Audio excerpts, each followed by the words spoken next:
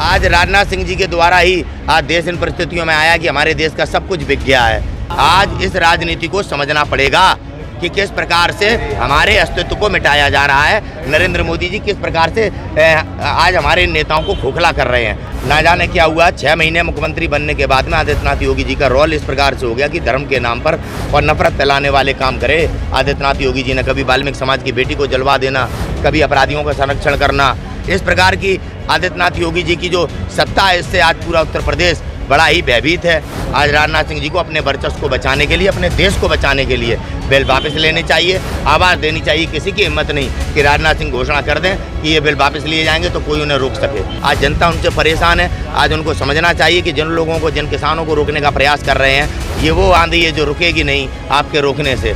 बेकार में आप प्रयास कर रहे हैं। इन्हीं ने आपको नेता बनाया, आज आप उन्हीं को मिटाने का प्रयास कर रहे हैं। आप ही मिटेंगे क्योंकि ये लोग अपने हक के लिए लड़ रहे हैं। लाइव टीवी, सच सबसे आगे। आज राजनाथ सिंह जी को ही फैसला करना है कि आप अपने जनता के साथ हैं, जिसने आपको इतना बड़ा मंत्री पद, गृह मंत्री और इतना बड़ा नेता बनाया।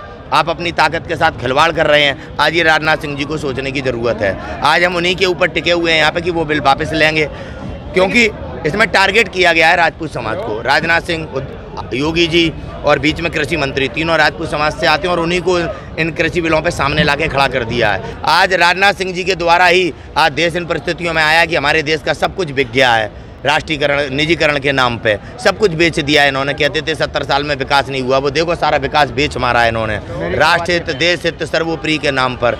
तो समझने की ज़रूरत है। आज राजनाथ सिंह जी को अपने लोग पहचान में नहीं आ रहे हैं, किसान पहचान में नहीं आ रहे हैं। यही राजनाथ सिंह जी की ताकत है। आज बिल का विरोध करने आए लोग आज इनके विरोधी हो गए हैं। आज जैसा नीतीश के साथ हुआ, जैसा चिराग पासवान के साथ हुआ और जैसा तमाम भाजपा के सहयोगियों के साथ इन्होंने किया है, वैसा ही आज हमारे समाज के साथ बीजेपी कर रही है। ये गंभीरता से चिंतन करने का विषय है।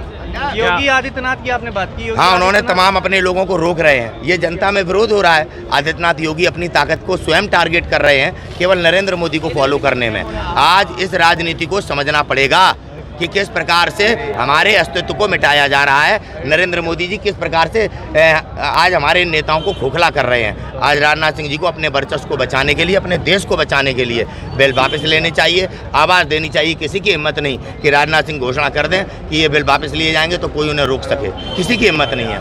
योगी जी जब मुख्यमंत्री नहीं थे, उससे पहले योगी जी को आप देखें, योगी जी एक बहुत ही अच्छे प्रकार के नेता थे और हमेशा अच्छी बात की उन्होंने, लोगों के हित की बात की उन्होंने। ना जाने क्या हुआ, 6 महीने मुख्यमंत्री बनने के बाद में आदित्यनाथ योगी जी का रोल इस प्रकार से हो गया कि धर्म के नाम पर और नफरत फैलाने वाले काम करे आदित्यनाथ योगी जी ने। कभी वाल्मीकि समाज की बेटी को जलवा देना, कभी अपराधियों का संरक्षण करना, इस प्रकार की आदित्यनाथ योगी जी की जो सत्ता है, इससे आज पूरा उत्तर प्रदेश बड़ा ही भयभीत है।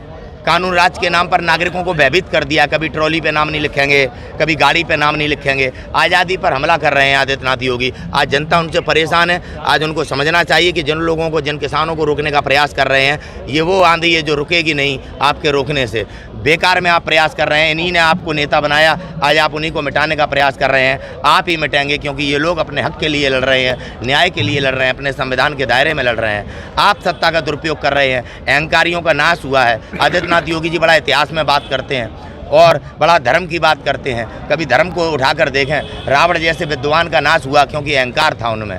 उन्हें समझना चाहिए आज देश के किसान हैं, ये ना आतंकवादी हैं ना कोई है। आपकी ताकत है, आप अपनी ताकत के साथ खिलवाड़ कर रहे हैं। सरकार उद्योगपतियों के हाथों बिकी हुई है।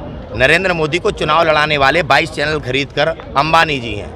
अंबानी अडानी ने बिल बनाया है क्योंकि लाभ उनको हो रहा है, उद्योगपतियों को। किसान को इसमें कहीं लाभ ही नहीं है। भंडारण से किसे लाभ होगा बताइए? गरीब मर जाएगा, आम नागरिक मर जाएगा, मीडियम क्लास नागरिक मर जाएगा। वो 300 रुपये की आधा किलो गोभी नहीं खरीद पाएगा।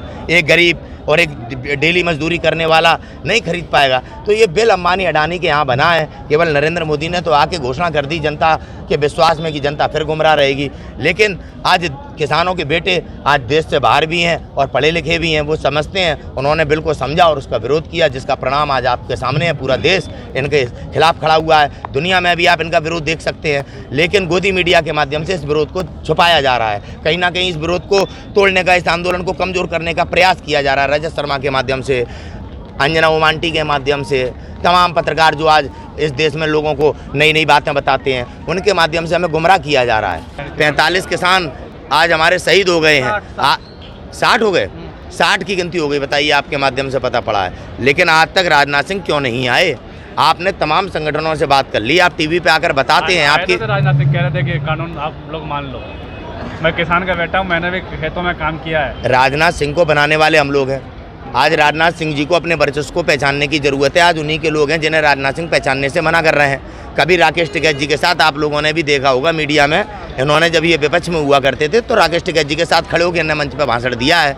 आज उनको ही नकली कह रहे हैं, तो कहीं ना कहीं राजनाथ सिंह जी की मजबूरी है।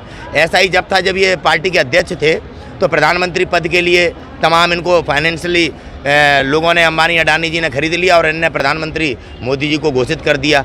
हम तो अपने अधिकार के तहत, जो हमें संविधान ने अधिकार दिया है, अपनी मांगों को लेकर डटे हैं और हमारा एक स्टैंड शुरू से ही है कि हम बिल वापस करा के जाएंगे और एमएसपी पे कानून बनवा के जाएंगे। शुरू से एक ही स्टैंड है। सरकार नागरिकों को भ्रमित कर रही है कि किसान नहीं, कहीं कुछ नहीं, XYZ बहुत प्रकार से मीडिया सहयोग कर रहा है।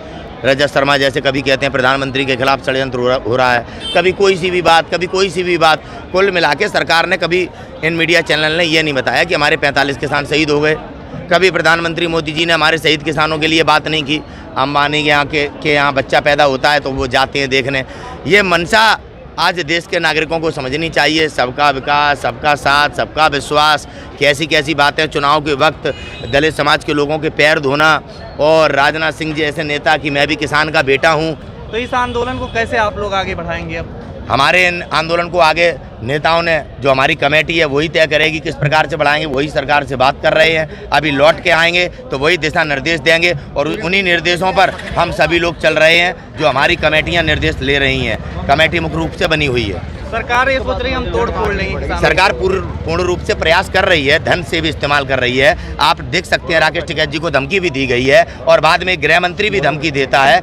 तो किस प्रकार से किसानों के जो नेता हैं, जो अगुवाई कर रहे हैं, उनकी जान को भी खतरा है। हम जानते हैं इस बात को कि स्वयंसेवक संघ के लोग किस प्रकार का चरित्र रखते हैं। वल्लभ भाई पटेल की 3000 करोड़ की मूर्ति बनी हुई है। उनका जीवन इस बात का प्रमाणित है कि संघ ने किस प्रकार से देश में सदैव देश विरोधी गतिविधियों में इनकी सहभागिता रही है। तो समझना पड़ेगा, यहाँ पे बड़े पैमाने पर हमारे बीच में संघी भी हैं, भाजपाई भी हैं।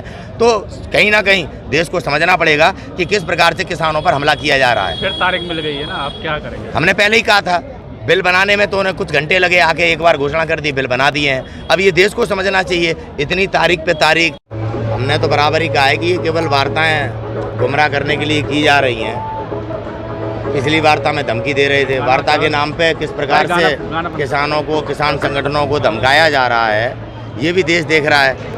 लेकिन वार्ता में कुछ सुनने में आया है कि एमएसपी पे कानून बनाने के लिए तैयार हो गई है सरकार, लेकिन कानून वापस लेने के लिए तैयार नहीं हो रही है। तो देश को समझना चाहिए, धमका भी रहे हैं, हट भी कर रहे हैं। अगर किसानों की दोगुना आय करनी थी तो स्वामीनाथन रिपोर्ट लगा देते, दोगुना आय हो जाती।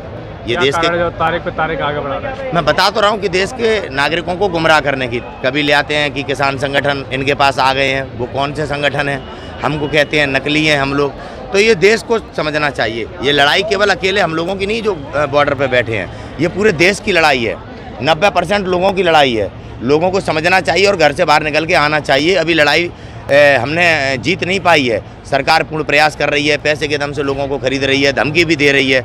जब एक केंद्रीय मंत्री गोयल साहब धमकी दे रहे हैं, वो भी टिकैत साहब को, अब देखिए किस प्रकार से धमकी दे रहा है केंद्रीय मंत्री। साजिश को समझने की ज़रूरत है और सरकार की मंशा को देश के नागरिकों को समझने की ज़रूरत है। लाइव टीवी, सच सबसे आगे।